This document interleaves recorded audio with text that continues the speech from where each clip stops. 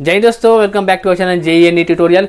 ठीक है, तो हमने ऑलरेडी सीसे पर बात कर रखा है और कल ही आपको सीसेब ने भी इन्फॉर्मेशन ब्राउज़र रिलीज किए हैं। तो चलिए हम स्क्रीन पर चलते हैं और इन्फॉर्मेशन ब्राउज़र के बारे में डिटेल में स्टडी करते हैं, जानते हैं क्या क्या इंपॉर्टेंट बातें हैं। लेकिन उससे पहले आपको एक काम करना होगा, हमारे चैनल को सब्सक्राइब करना होगा, वीडियो को लाइक करना होगा और दूसरा शेयर करना होगा। ठीक है, चलिए तो एक बार PDF खोल लेते हैं फटाक से। तो चलो हम डिस्कस करते हैं कि इस बार की इन्फॉर्मेशन ब्राउज़र में क्या नया है। जनरली कुछ नया नहीं होता है, सब वही होते हैं। ऑलरेडी मैंने सीसेब पर अलग से वीडियो में बात कर रखा है, लेकिन यहाँ पर जो मेरे को पॉइंट इंपॉर्टेंट लगेगा उसी पर मैं डिस्कस करूँगा। उसके बाद भी अगर कोई डाउट रह जाते हैं तो आप कमेंट बॉक्स में लिखकर पूछ सकते हो। ठीक है, तो चलो हम शुरू करते हैं। सबसे पहले आपको इन्फॉर्मेशन ब्राउज़र दिख रहा होगा, इसका PDF डिस्क्रिप्शन बॉक्स में डाल दिया जाएगा। सबसे पहले लिखते हैं इंपॉर्टेंट डेट। देखो सबसे पहला है डिस्प्ले और वैकेंसी आफ्टर दूसरा राउंड में कितनी सीटें खाली रह गई, कब डिस्प्ले की जाएगी, 27 नवंबर को। ठीक है, फिर रजिस्ट्रेशन आपको कब शुरू हो जाएगा, 28 नवंबर को। ठीक है, यही सारा डेट इंपॉर्टेंट दे रखे हैं, आप पढ़ लेना। स्पेशल राउंड 1 के डेट, मतलब स्पेशल राउंड 1 के रिजल्ट कब आएंगे, 2 दिसंबर को। ठीक है, उसके बाद जो भी फॉर्मेलिटी होती है आपको फॉर्मेलिटी पूरी करनी है। फिर आपके special round display of special round 2 का 7 दिसंबर को। ठीक है, उसके बाद जो भी फॉर्मेलिटी है सारा डेट दे रखी है, एक बार आप पढ़ लेना है इसे। ठीक है, इस पर मैंने अलग से वीडियो में बात कर रखा है। अब कुछ जनरल इंस्ट्रक्शन है, उसको हमको उसके बारे में हमको जानना होगा। ठीक है, एक मिनट।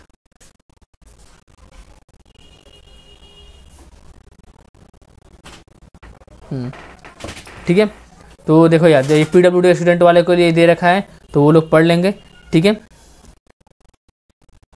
जो इंपॉर्टेंट बात है मैं पहले बोल दूँ उसी पर बात करूंगा। ठीक है, ये इंट्रोडक्शन सीसेब के बारे में दे रखा है, जरूरत नहीं है काम की चीज़ें। सबसे इंपॉर्टेंट है जनरल गाइडलाइन, है अलग पॉइंट लिखा है। CSAB will be conducting 2 special round for which the fresh registration. यहाँ देखो क्या बोल रहा है कि इस बार भी आपको सीसेब के 2 राउंड होंगे और इसमें सभी को फ्रेश रजिस्ट्रेशन कराना अनिवार्य है।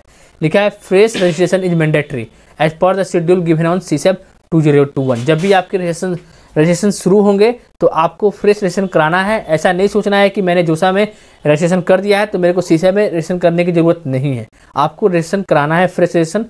ठीक है, आप समझ लो कि फिर से आपकी दोबारा नई काउंसलिंग शुरू हो रही है। ठीक है, आगे पढ़ते हैं। अब देखो यहाँ दे रखा है कि all the candidate who have accepted and paid the seat acceptance fee against the JoSAA 2021 allotted seat and want to participate in CSEB 2021 special round required register on CSEB portal and pay the CSEB special round non-refundable processing fee 2000। Basically यहाँ बता रहा है कि अगर जो भी बच्चे already seat acceptance फी पे कर रखे हैं तो उनको तो जो जोसा के पोर्टल पर आपको रजिस्ट्रेशन तो करना ही करना है, प्लस उनको ओनली 2000 रुपये पे करना है, जो कि नॉन रिफंडेबल होगी। ठीक है, ठीक है, तो वही लिख रखा है यहाँ पर, but in a case of new seat allotted CSAB 2। और ये भी पहले इन्होंने इंस्ट्रक्शन दे रखा है कि मान लेते ही आपको कोई जोसा में सीट अलॉट हुई है और आपने सीसेब में पार्टिसिपेट किया तो आपको सीसेब में अगर कोई सीट अलॉट हो गई जो आपकी जोसा वाली सीट थी, जोसा वाली सीट आपकी कैंसल्ड हो जाएगी। देखो यहाँ लिखा है ऑटोमेटिकली गेट कैंसल्ड। ठीक है, द कैंडिडेट थर्ड पॉइंट पढ़ लेते हैं। The candidate who had already paid the seat acceptance fee during the JoSAA 2021 round but their seat was withdrawn या कैंसल्ड। ठीक है, after the document verification are required to pay only rest 2000 as a non refundable processing charge. मतलब यहाँ पर भी ये भी लिख रहा है, बहुत सारे बच्चे क्या होते हैं कि उन्होंने अपने सीटों को विड्रॉ की होती है या फिर किसी कारण उनकी जो सीट होती है कैंसिल हो जाती है। तो ऐसे और उन्होंने वो बच्चे जो है ऑलरेडी अपना जो एक्सेप्टेंस फी है वो पे कर रखा है तो उनको भी एक्स्ट्रा चार्ज देने की जरूरत नहीं है, उनको बस केवल 2000 जो रजिस्ट्रेशन फी है उसको पे करना है। ठीक है, ये लिख रखा है यहाँ पर, देखो their seat acceptance fee already paid will be adjusted against the participation fee for CSAB special round and this amount will be transfer to the finally admitting institution. ठीक है, तो देखो मैं बता तुमको कि जो जनरल बच्चे होते हैं, जनरल कैटेगरी के, उनके लिए 37,000 पे करनी होती है अगर उन्होंने कोई भी इससे पहले फी पे नहीं किया है, ना ही उन्होंने कोई आपके क्या बोलते हैं उसे मतलब उनको सीट ही अलॉट नहीं हुई है इससे पहले, तो वो फी कहाँ से पे करेंगे। ठीक है, तो यानी उन्होंने कोई फी पे नहीं कर रखा है तब उनको रखते हैं 37,000 रुपये फॉर जनरल और EWS और OBC NC वाले बच्चों के लिए, और वही ओनली 17,000 फॉर SC ST और PWD कैंडिडेट के लिए। लेकिन यहाँ लिख रहा है कि अगर वैसे स्टूडेंट जिनकी सीटें कैंसिल हो गई है और उन्होंने मतलब फी पे कर रखा था लेकिन उनकी सीटें कैंसिल हो गया फिर विड्रॉ कर रखा है तो उनको भी कोई एक्स्ट्रा चार्ज देने की जरूरत नहीं है, ओनली 2000 लेंगे। बाकी जो उन्होंने पे की है वो जो है सीसेब के स्पेशल राउंड के जो फी पार्टिसिपेशन फी है उसमें एडजस्ट हो जाएंगे और फाइनली आपको जो एडमिटिंग इंस्टीट्यूट होगा उसकी फी में भी एडजस्ट हो जाएंगे। ठीक है, लेकिन ये बात जो थर्ड नंबर पॉइंट है ये किस पर लागू नहीं होता है, ये इस पर लागू नहीं होता है कि अगर जो आपको लास्ट राउंड में सीट अलॉट हुई है, अगर जहाँ से आपने विड्रॉ किया है, मान लेते फॉर एग्जाम्पल आपको IIT मिली और IIT की सीट को आपने विड्रॉ किया है, तो जो आपने फी पे किया था अभी तो रिफंड हुई नहीं होगी, ठीक है। तो क्या होगा, तो अगर आपने IIT से विड्रॉ किया था, फिर आपको जो है फुल पेमेंट अभी करना पड़ेगा, मतलब 37,000 फॉर जनरल EWS और OBC NCL के लिए, ठीक है। और देखो यहाँ पर क्या लिखा है, यहाँ पर all eligible candidate other than mentioned in second third above who want to participate in CSAP 2021 special round have to register on CSAP portal as per schedule for CSAP, वही बात लिख रखा है, ठीक है।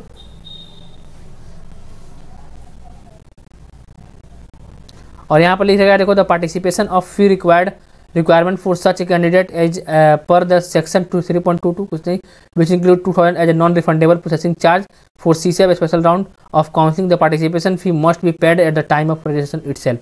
मतलब बोल रहा है कि जब आपका रजिस्ट्रेशन होगा उसी टाइम पर आपको पार्टिसिपेशन फी को भी पे करना होगा, अगर नहीं करेंगे तो प्रोसेस आगे नहीं बढ़ेगा, ठीक है। ये ज़्यादा इंपोर्टेंट वाली बातें नहीं है। फिर जो रेट का लिखा है उसको ध्यान से पढ़ लेना। All registered as candidate are required to fill a fresh choice earlier field choice, मतलब बोल रहा है कि आपने क्या किया, रजिस्ट्रेशन कर दिया अब रजिस्ट्रेशन करने के बाद आपको क्या करनी होगी, फिर से चॉइस फिलिंग करनी होगी। जैसे आपने जोसा में चॉइस फिलिंग की थी, आपको फिर से एक बार नई चॉइस फिलिंग करनी होगी। ये नहीं सोचना है कि मैंने जो जोसा में चॉइस फिलिंग की थी वही फिर से काम चल जाएगा, वैसे काम नहीं चलेगा। फिर से आपको चॉइस फिलिंग करनी है और चॉइस फिलिंग काफ़ी सहूलियत से करने वाला काम होता है, तो बिल्कुल उसको ध्यान से करना, ठीक है। वो लिख रहेगा, वही देखो यहाँ पर जो मैंने बात बोला। अब उसके बाद से क्या करना होता है, जब आपने चॉइस फिल कर दिया उसके बाद से आपको करना होता है लॉक। अगर आप लॉक भी नहीं करेंगे तो ऑटोमेटिकली जो आपका लास्ट डेट रजिस्ट्रेशन का होगा उससे पहले वो लॉक हो जाएंगे। तो अगर आप लॉक करो तो अच्छी बात है, अगर लॉक नहीं कर पाए तो वो अपने आप ऑटोमेटिक लॉक हो जाते हैं। और इसने एक यहाँ पर भी बहुत इंपॉर्टेंट बात बता रखा है कि मान लेते हैं बहुत बच्चे क्या होते हैं, हड़बड़ाहट में 1 दिन 2 दिन पहले ही लॉक कर देते हैं और आराम से बैठ जाते हैं। फिर उनको दिमाग में आता है अरे मेरे को यहाँ तो कुछ मिस्टेक कर दिया, फिर इसको वापस कैसे करूँ। तो अगर आपको जो लास्ट डेट है और उससे पहले कुछ टाइम है तो आप फिर से उसको ओपन करवा सकते हो। जो अगर आप लॉक हो गए हैं तो क्या करना है, सिंपली यहाँ देखो क्या लिखा है, लिखा filled by candidate can not be edited if a candidate wishes to edit their choice after locking but before the choice filling deadline they can do by first submitting a request to unlock in the online CSAP portal, ठीक है। मतलब बोल रहा है कि अगर मान लेते हैं अगर समय से पहले आपने लॉक कर दिया, फिर आपको दिमाग में आइडिया कि नहीं मेरे को यहाँ कुछ चेंजेस करना है, तो उस लॉक को खोला जा सकता है। कैसे, तो आपको क्या करना होगा, यहाँ लिखा है deadline they can do by first submitting a request to unlock in the online CSAP portal. Online CSAP portal पर आपको अनलॉक के लिए रिक्वेस्ट जो है सबमिट करना पड़ेगा। रिक्वेस्ट सबमिट करने के बाद आपके पास an OTP will be sent to the registered mobile and email which can be use to validate the unlock request, ठीक है। जैसे ही आपने मान लेते हैं कि आपने गलती से लॉक कर दिया था और उसको आप ओपन करना चाहते हैं, याद रखना ओपन तभी होगा जब लास्ट डेट है उससे कुछ पहले टाइम हो तो, ठीक है। टाइम हो तभी कर सकते हो।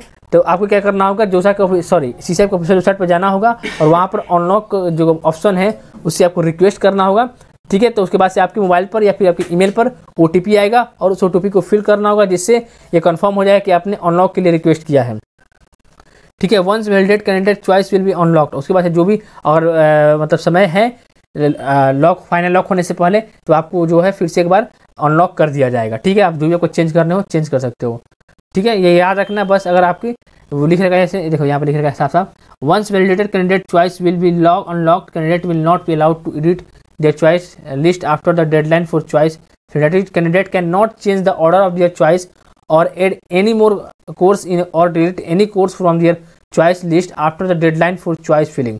Candidates are strongly discouraged from sharing their login information with the others. मैंने जो बात बताया वही लिख रखा है यहाँ पर। उसने बोल रहा है कि अपने जो भी लॉगिन इन्फॉर्मेशन है कृपया किसी से शेयर ना करें, ठीक है। देखो यहाँ पर फिर से रेड आएगा 9th number point, a registered candidate who did not fill any choice and fail to save them even once during the choice filling process will not be considered for seat allotment and admission in CSAP special round। मान लेते लिख रहा है कि अपने कोई registered candidate है उसने कोई भी चॉइस फिल नहीं किया और मान लेते हैं फिल भी किया है तो उसने सेव नहीं किया है तो उसको मान लिया जाएगा कि उसको वो कुछ नहीं चाहता है, मतलब उसको सीटें नहीं दी जाएगी। और उसके बाद क्या लिखा है, candidate must download and may attach the print out.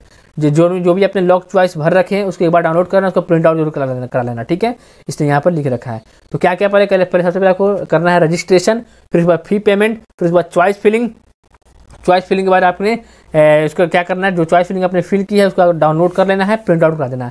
Same to same आपको जोसा में अपने प्रोसेस अपनाया था वहाँ पर भी, यहाँ पर भी वही ऑप्शन अपनाने हैं। ठीक है, देखो देखो क्या लिखा है, candidate are advise to visit the institute website for fee structure and waiver related rules. ऐसा यहाँ बोल रहा है कि जो भी फी वेवियर होते हैं या फिर रिमिशन होता है वो सीसेब नहीं करता है, वो आपको इंस्टीट्यूट करते हैं। इसलिए आप इंस्टीट्यूट की वेबसाइट पर बार बार जाकर विजिट कर सकते हो, देख सकते हो क्या उन्होंने आपके लिए फी रिमिशन रखा है। और देखो क्या लिखा है, candidate who do not pay partial admission fee as per schedule given on CSAB 2021 website will be treated as not interested in. अच्छा, यहाँ बोल रहा है कि अगर कोई जो कैंडिडेट है पार्शियल एडमिशन फी को पे नहीं करता है तो ऐसा मान लिया जाएगा कि वो स्टूडेंट जो है वो सीटें वो नहीं चाहता है, उसे छोड़ना चाहता है, और जो सीट है मिली उसे कैंसिल कर दी जाएगी। इसलिए आपको पार्शियल एडमिशन फी पे करना अनिवार्य है। However they are eligible for participant special vacant seat filling rounds. अच्छा, मतलब बोल रहा है कि ऐसा मानते हैं कि फर्स्ट राउंड में उसको मिल गया सीट लेकिन उसमें भर नहीं पाया, पार्शियल फी एडमिशन फी नहीं दे पाया, तो ऐसा नहीं है कि वो सीसेब से बाहर हो गया, वो सेकंड राउंड में पार्टिसिपेट कर सकता है। ठीक है, और ये भी लिख रखा है 12th नंबर में वही बात कि अगर जो इन्फॉर्मेशन सबमिट किया उसमें कोई फर्जीवाड़ा पाया जाता है तो आपको है इस पूरे सिस्टम से बाहर किया जा सकता है, और जो भी कानूनी कार्रवाई हो सकती है वो किया जा सकता है। ठीक है, तो जो भी भरना सही से भरना है, सब इम्पोर्टेंट नहीं है, ये भी कोई इम्पोर्टेंट बात नहीं है। ठीक है, all candidate who have accepted and paid a partial admission fee against the JOSA 2021 allotted seat and do not want to participate in CSEB 2021 special round need to complete the admission formalities as instructed by the allotted institute। मतलब बोल रहा है कि और मान लेते हैं कि all candidate who accepted and paid admission fee against, ऐसा बोल रहा है कि मान लेते हैं कोई स्टूडेंट है JOSA 2021 से कोई कॉलेज मिल गया है, उसको CSEB में पार्टिसिपेट नहीं करना है, उसको एक्स्ट्रा कुछ करने की जरूरत नहीं है, बस उसको जो भी सीट अलॉट हुए हैं, जो भी सीट अलॉट हुए जिस भी कॉलेज में अलॉट हुए तो उससे एडमिटिंग इंस्टीट्यूट के अनुसार उसके वेबसाइट पर जो दे रखा होगा, जो वो फॉर्मेलिटी पूरा करने के लिए कहे तो उसको आपको करते जाना है, आपके उसमें एडमिशन हो जाएंगे। ठीक है, अब आगे बढ़ते हैं हम। Rules for the CSEB 2021 special round. सबसे पहले देखते हैं एलिजिबिलिटी। एलिजिबिलिटी क्या है, स्पेशल राउंड में कौन कौन पार्टिसिपेट कर सकते हैं, तो यही बात लिखा है, जो बच्चे JOSA 2021 के लिए एलिजिबल थे वो बच्चे CSEB के लिए भी एलिजिबल होंगे। ठीक है, और देखो क्या लिखा है यहाँ पर, और ये भी लिख रखा है, मान लेते हैं कि अगर किसी बच्चे को ऑलरेडी सीट अलॉट हो चुकी है JOSA में तो वो भी CSEB में पार्टिसिपेट कर सकते हैं, इसमें कोई रोक टोक नहीं है। ठीक है, और मान लेते हैं ये भी लिखा है कि अगर किसी ने बच्चे ने सीट जो है विड्रॉ कर लिया IIT NIT सिस्टम से, ठीक है, तो उसको भी वो भी CSEB में पार्टिसिपेट कर सकता है। मान लेते हैं सी ऑप्शन क्या लिखा है, किसी बच्चे की कैंडिडेचर है जो रिजेक्ट हो गई है या फिर जो कैंसिल हो गई कुछ डॉक्यूमेंट वेरिफिकेशन के कारण, ठीक है, डॉक्यूमेंट में कुछ गड़बड़ी के कारण उनकी जो सीटें थी वो कैंसिल हो गई है, ठीक है, या फिर जो भी उनको रिजेक्ट कर दिया गया बेसिकली, या फिर उन्होंने विड्रॉ कर लिया, तो ऐसे बच्चे भी दोबारा CSEB में पार्टिसिपेट कर सकते हैं, उनके लिए भी कोई रोक टोक नहीं है। बाकायदा बनकर जो डॉक्यूमेंट है बढ़िया होना चाहिए। जो लिखा है with their updated candidature during JOSA 2021 rounds in NIT system. ठीक है, और candidate who did not registered, और ये भी लिख रहेगा जो बच्चे मान लेते 2021 के JOSA में पार्टिसिपेट ही नहीं किए थे उसे, ठीक है, वो भी CSEB में CSEB जो है उसमें एलिजिबल होंगे पार्टिसिपेट करने के लिए फॉर NIT IIT और IIST सिपुर और GFTI। पहले बता दूं मैं तुमको, IIT JOSA सॉरी जो CSEB होता है उसमें IIT पार्टिसिपेट नहीं करते हैं। जो वही बात लिखा है, माने किसी कैंडिडेट ने JOSA में पार्टिसिपेट किया है और उसको कोई सीट अलॉट नहीं हुआ तो वैसे बच्चे पार्टिसिपेट कर सकते हैं। ऐसे कैंडिडेट जिन्होंने एग्जिस्ट ऑप्शन चूज किया था JOSA 2021 में वो भी पार्टिसिपेट कर सकते हैं। ठीक है, candidate who have participated JOSA 2021 and got a seat, मतलब बता लिख रखा है यहाँ पर, candidate who have participated in JOSA 2021 and got seat in IIT are also eligible for participating in special round for NIT IIST सिपुर IIT IIIT और GFTI। मतलब बोल रहा है कि जिन बच्चों की IIT में भी सीट अलॉट हुई है ऐसे बच्चे भी एलिजिबल होते हैं पार्टिसिपेट करने के लिए CSEB में, और वहाँ उन्हें क्या मिलता है NIT या फिर IIST सिपुर या फिर IIIT या फिर GFTI। ठीक है, candidate who have participated in JOSA 2021 and got allotted seat but cancel due to non reporting. वही बात लिखा है, ऐसे बच्चे जिनको तो सीट अलॉट हो गए थे लेकिन अच्छी तरह से रिपोर्ट नहीं कर पाए बिकॉज उन्होंने अपना पेमेंट पूरा नहीं कर पाया, ठीक है, सीट एक्सेप्टेंस फी पे नहीं कर पाए, तो ऐसे बच्चे भी पार्टिसिपेट कर सकते हैं। सारा ये लिख रखा है। ठीक है,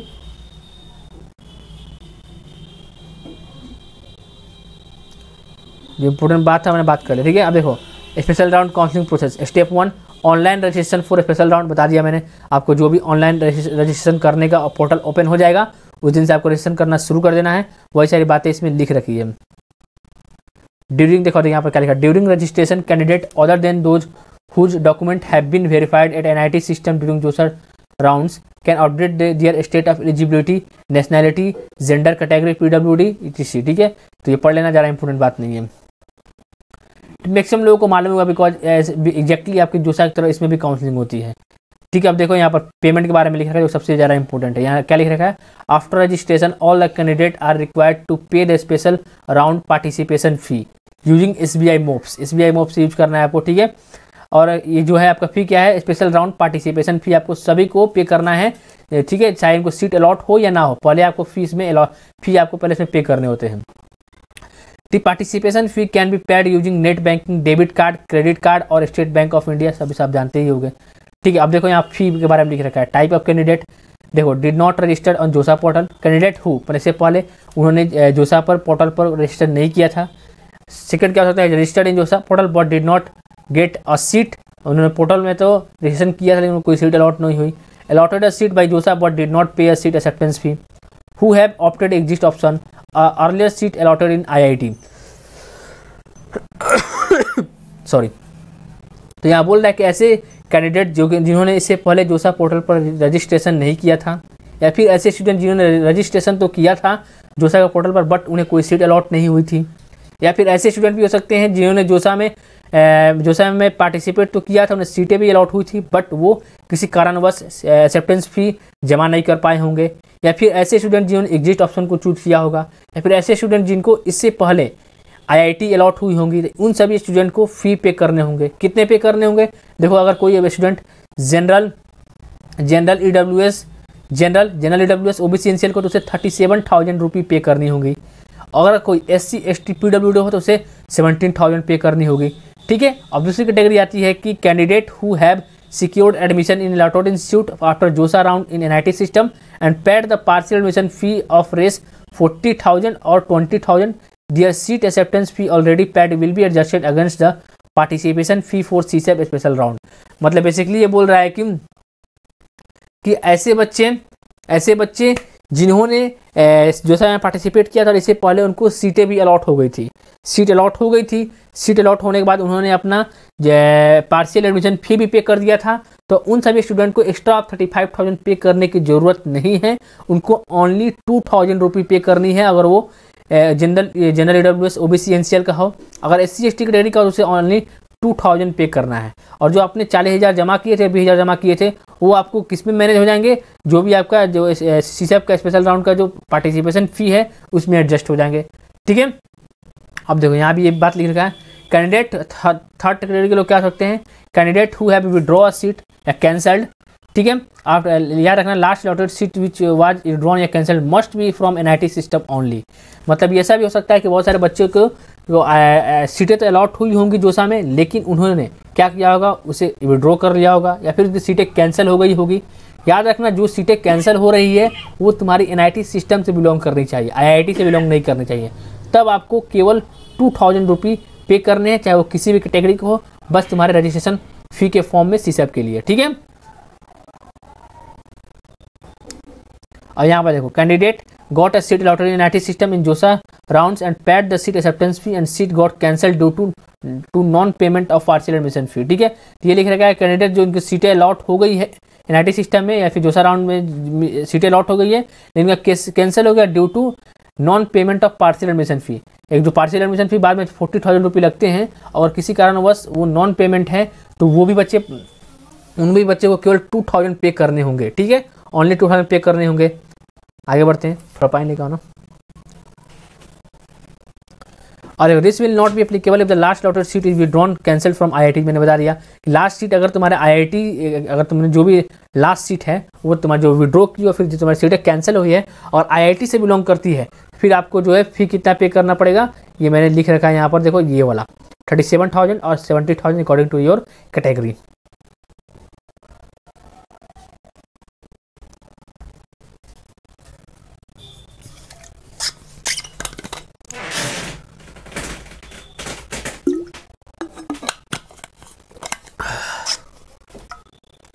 देखो, और ये इसके बाद नीचे वाला पॉइंट हो जा रहा है इंपॉर्टेंट नहीं, उन बच्चों के लिए इंपॉर्टेंट जिन बच्चों ने अपना ऑनलाइन वेरिफिकेशन के दौरान कैटेगरी चेंज कराया था, तो वो एक बार देख लेंगे। ये ज़्यादा इंपॉर्टेंट नहीं, इस पर हम डिस्कशन नहीं करेंगे। इनका वैसा हुआ है केस, तो वो एक बार चेक कर लेंगे। मैं PDF डिस्क्रिप्शन बॉक्स में डाल दूंगा।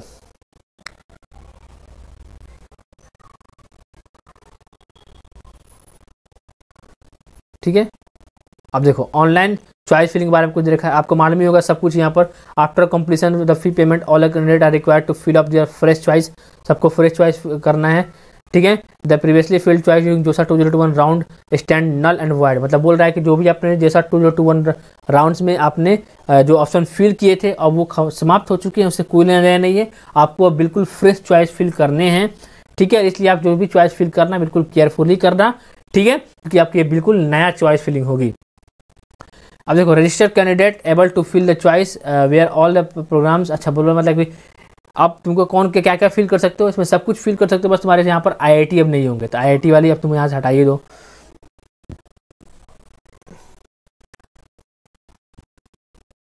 अब देखो ये ज़्यादा इंपोर्टेंट बात नहीं है, पढ़े ना।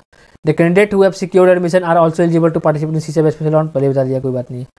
ठीक है, step 4 seat allotment business rule special round. देखो क्या बोल रहा है यहाँ पर, seat allotment will be according carried. अच्छा यहाँ पर देखो, अब यहाँ पर बात आता है कि जो भी तुम्हारा सीट अलॉट होगा वो किस रैंक से अलॉट होगा। तो यहाँ साफ साफ लिख रखा है seat allotment will be carried out according to JEE Main rank, bracket में लिखा है CRL रैंक से यहाँ पर कॉलेज अलॉट होती है, याद रखना किससे अलॉट होती है, CRL रैंक से अलॉट होती है, ना कि यहाँ पर तुम्हारी कैटेगरी रैंक से। For the vacant seat in special round. ठीक है, conversion of allotted seat category quota will be applicable as per जो सब जरूरत नहीं है। अगर किसी कैटेगरी चेंज हुआ वो उसके लिए इंपॉर्टेंट है, वो पढ़ लेगा।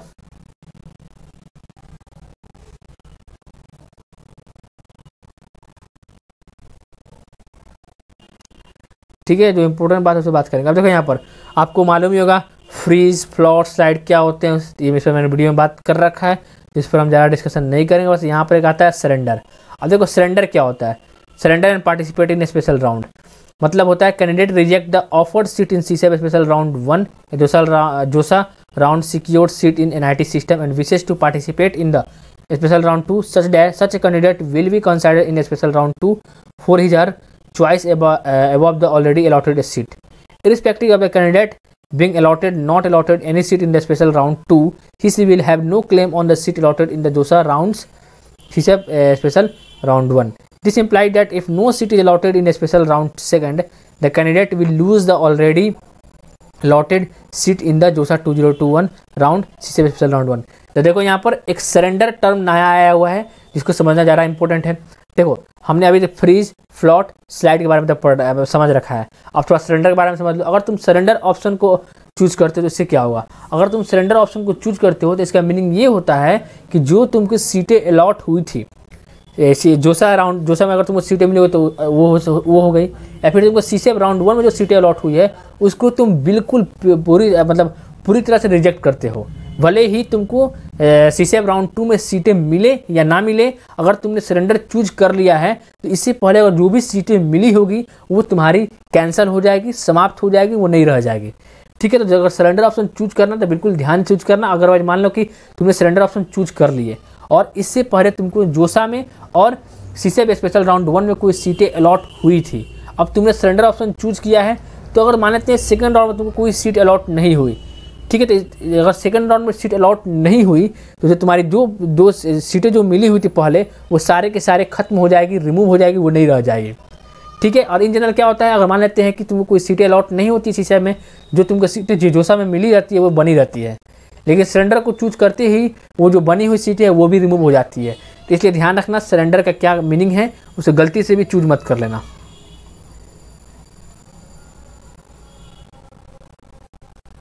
ठीक है, तो ये सब इसके बारे में है, तो सब कुछ पढ़ लेना। अब देखो डॉक्यूमेंट अपलोड क्या क्या करने हैं, बहुत इंपॉर्टेंट है। देखो जनरल डॉक्यूमेंट यहाँ पर है जो आपके जोसा में थे, बिल्कुल एग्जैक्टली यहाँ पर सीसेब में भी वही है। Candidate are required to upload the following document in PDF JPEG format. ठीक है, क्लास 10th मार्कशीट, सर्टिफिकेट या आधार कार्ड कुछ भी, या डेट ऑफ बर्थ, मतलब जिसमें डेट हो बेसिकली। दूसरा क्लास 12 मार्कशीट एंड सर्टिफिकेट। अब देखो certificate of category SC ST OBC NCL, जो भी आप कैटेगरी से बिलोंग करो उसकी सर्टिफिकेट। और देखो यहाँ पर क्या लिखा है, इन a case of OBC NCL या general EWS category the certificate most issued on the on और आफ्टर द अप्रैल, 1 अप्रैल के बाद से ही वो सर्टिफिकेट इशू होना चाहिए, वही वैलिड होगा। एक बार ये पढ़ लेना, ठीक है। बेसिकली इस पर बात इसलिए नहीं करेंगे बिकॉज इसमें जोसा में हमने बात कर रखा है।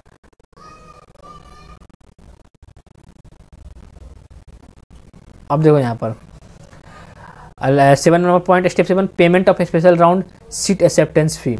देखो, after seat allotment of special round 1, if the candidate opts freeze slide float and has uploaded all the required document, he she must pay the special round seat acceptance fee using the net banking, debit card, credit card और State Bank of India e challan. Seat acceptance fee amount will be follow. अब देखो क्या बोल रहा है, आपने पहले ही जो सीसेप के स्पेशल राउंड जो फी था 37,000 रुपये वो पे कर रखा है।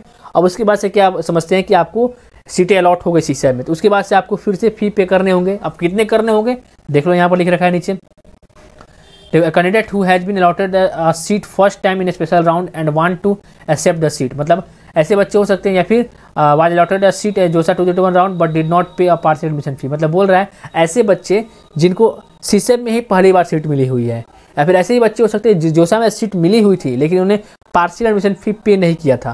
तो ऐसे बच्चों को क्या करना है, अब डिपेंड करता है किस कैटेगरी के। अगर वो बच्चे जनरल AWS OBC NCL के हो तो उनकी फ़ी हो जाएगी 38,000 रुपये, SC ST के होंगे तो 18,000 रुपये ओनली होगी, ठीक है। अब दूसरे टाइप के बच्चे क्या सकते हैं, ऐसे बच्चे जिनको जोसा में जो सीट मिली हुई थी उसमें उन्होंने अपना सी एक्सेप्टेंस फी, अब पार्शियल एडमिशन फी दोनों का दोनों पे कर रखा था। तो उसके बाद अब अगर जो सीसेप में कोई नई सीट मिलती है तो वहाँ पर आपको कोई एक्स्ट्रा फी नहीं करने होंगे। लिखा है यहाँ पर नील चाहे वो किसी भी कैटेगरी का हो, ठीक है। याद रखना यहाँ पर जो इससे पहले आपको जोसा में सीट मिली हुई थी वो तो या तो NIT या फिर IIST या फिर IIIT या GFTI होना चाहिए। IIST शिवपुर यहाँ पर है, ठीक है। और यहाँ देखो लिख रखा है online reporting after special round seat allotment, आपको ऑनलाइन रिपोर्टिंग ही करनी है इसके बाद से। ये एक बार आप पढ़ लेना, ज़रा इंपॉर्टेंट है, एक बार आप पढ़ लेना, लेकिन इसको डिस्कस करना मैं ज़रा उचित नहीं समझता। अगर इसके बाद भी आपको कोई डाउट रह जाते हैं तो आप कमेंट बॉक्स में लिखकर पूछ सकते हो, ठीक है। तो अब जो भी बाकी रह गए इसको हम नेक्स्ट वीडियो में अलग से डिस्कस कर लेंगे, ठीक है। बाकी जो इंपॉर्टेंट बातें थी मैंने बता दिया है। रिफंड के बारे में हम अलग से बात कर लेंगे वीडियो में, ठीक है। अदरवाइज वीडियो काफ़ी लंबा हो जाएगा और आप लोगों को बोरिंग भी फील होने लगेगा। और यहाँ पर सारे सर्टिफिकेट के फॉर्मेट भी दे रखे हैं, आप दिख रहा होगा आपको यहाँ पर स्क्रीन पर। तो जो भी जिस भी आपको फॉर्मेट चाहिए यहाँ से आप ले सकते हो। और मैं उम्मीद करता हूँ कि आपने जोसा में ही सारे डॉक्यूमेंट बनवा लिए होंगे, तो इसको लेकर कोई बड़ा इशू नहीं होने वाला मेरे हिसाब से, ठीक है। अगर अभी तक नहीं बनवाया तो फिर सोचने वाली बात है अगर तुमने क्यों नहीं बनवाया, ठीक है। तो ये सारे डॉक्यूमेंट दे रखे हैं, आपको किस फॉर्मेट में चाहिए एक बार देख लेना। ये तुम्हारा मेडिकल सर्टिफिकेट हो गया, इस फॉर्मेट में होना चाहिए, ठीक है। ये रिजर्वेशन के बारे में कुछ दे रखा है, तो ये सारे पढ़ सकते हो। अब देखो कौन कौन से इंस्टीट्यूट तुम्हारे अलॉट होते हैं, कौन कौन से इंस्टीट्यूट पार्टिसिपेट करते हैं। देखो कौन कौन सारे NIT लगभग 31 NIT 32 NIT हो गए, ठीक है। अब देखो यहाँ पर IIITs ये सारे पार्टिसिपेट करते हैं। फिर ये तुम्हारे GFTI हो गए, ठीक है। ये सारे कॉलेज तुम्हारे सीसेप में पार्टिसिपेट करते हैं, यहाँ पर नाम दे रखा है, ठीक है। तो अब देखो यहाँ पर क्या लिखा है, रिस्ट्रिक्शन एट इंस्टीट्यूट, ये बिल्कुल एग्जैक्टली तुम्हारा जोसा के भी ब्रोशर में दे रखा था, तो आपने वहाँ पढ़ रखा होगा कि किस किस कोर्स में कौन कौन किस टाइप के कैंडिडेट जो है मतलब पार्टिसिपेट नहीं कर सकते। ये भी पढ़ लेना, जरूरत हो तो पढ़ना, बिना मतलब का नहीं पढ़ना है, ठीक है। अब जो भी काम की बातें थी हमने सारे बात कर चुका हूँ, ठीक है। तो आपको वीडियो कैसा लगा एक बार कमेंट बॉक्स में जरूर लिख के बताना। लाइक शेयर सब्सक्राइब करना बिल्कुल नहीं भूलना, बिकॉज काफ़ी मेहनत लगते हैं इस पर, ठीक है। तो लाइक तो बनता है और सब्सक्राइब भी बनता है, ठीक है। Okay then bye, thank you, जय हिंद, जय भारत।